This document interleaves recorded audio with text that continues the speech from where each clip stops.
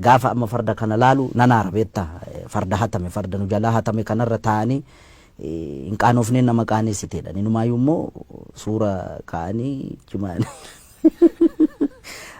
dhaloonni kun waa'ee farda kanaa gaafachuu qaba barbaachisaa taanaan beetta. Aye. Fardi abbaa qaba beetta. Aye. War millik leellisu fardi khasaati jedhu maal jettaan fardi khasaati inni fardumisaatiin dhufee. No inni calqaba harra yaabbatee dhufe. Gara Oromiyaa gaafa seenu seenaa jedhaa bara caaluu miti kan jedhu. Seenaan immoo rirmi nyaatu beetta. Seenaan seenaadha. Okay? Yaabbii fardaa isatti beekanni amma waa'ee Adwaa faana wal qabate. Warri lole kun tuulama kana fardaan dhaqee dhukkee irraa kaase minni yaa'u wotoorra ka'ee danda'a yookaan qabaniif ittiin deemataan beekamu. Ammas bari ijoolleen gaafa fakkeessitu siidaa isaa bukkeetti gaafa Adwaan kabajamu ijoolleen jijjirti farda jalatti qabanii kan deddeemte. Sangaa farda si jalatti hin qaban yoo yaabbii dandeessedha kan yaabbatu. Namoonni siidaan kun kajiganii jedha. Siidaan kun yoo jig fardi akka fardi kan Oromoo. Fardi kan Oromoo. Akkam tolcha. Farda akkamitti jigama. Akkam tolcha. Kajige yoo inni isaarraa jigsan malee. Okay ga inni walumaa galattan fardi abbaaf deebi'uu qaba inni dhaloonni hin deeffata baay'ee. Anaaf sirratti hin ta'in malee inni waan hin oolle beektaa waan amma Ameerikaa kana keessatti ta'aa jiru beektaami. Biyya qaroomte biyya guddatte yakkamaa beeki. Miniliksiif yakkamaa moo yakkamaa? Oh my God, oh my God.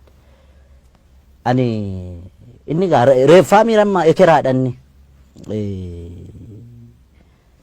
Jechuun seenaa rirmi nyaatu siin jedheera. Seenaan immoo dhugaa. Kan sobaa jedhu kan dhugaa jechuun akkamitti namni kana na godheera jedhee sobaan si himata. Nama lubbuudhaan hin jirre. Aannolee irratti kana godheera, calanqoo irratti kana godheera gaafa jedhamu. Aboo bara sana inni barkanaan mallatteessa jedhan.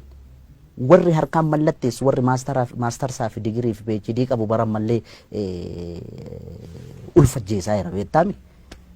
Inni barsanatti doofummaa sanaan harma yoo mure harka yoo mure maal inti ni gaa doofaa waan ta'eef miti qotee bulaarraa kan farda hatu kan farda saamu walumaa galatti yakkamaa hamaa yakkamaa beeta mangisti keetti Oromoon lolti.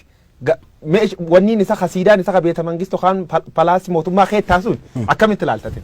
Maltee fi wanni sun. Rifadheeraan.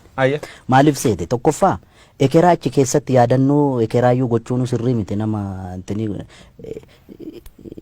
nayyaaddaaf waan maaliif seete warra achi keessatti suurri isaanii bocame hundi garaagarummaa amma uumame sabaaf sablammii biyyattii kana keessatti roorroon ammallee hiikaan arganne bar yakka isaan raawwatanii ni beekta.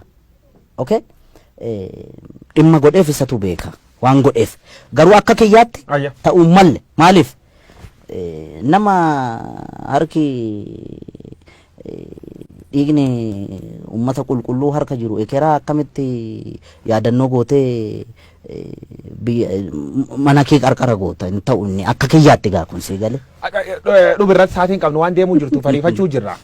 Namootni hedduun agammaa keessumaa warri sirnaaf xinyaa leellisan Atseen Minilik difenni godhu namichi kunini nama Itoophiyaa hooli waar waraanni inni Oromoo irra godhu waraan qulqullootaa jedhanii warri yaadiin jiru.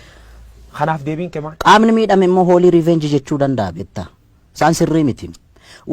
An kannaan galle silaawoo isaan nabiyyii miti yookaan isaa Iyyesuusii miti.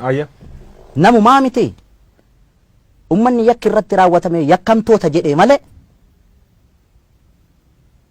sabni isaa lafarraa dhumuu qabaa hin jenne bar ummanni Oromoo yakkamtoota yaa amma laal biyya faranjii kanatti gurraachannaa luka dhiqan argiteetta warri adiinam maal beeku abbootii isaanii yakka sana dalage miti qaroomuun akkasii beeka wallaalu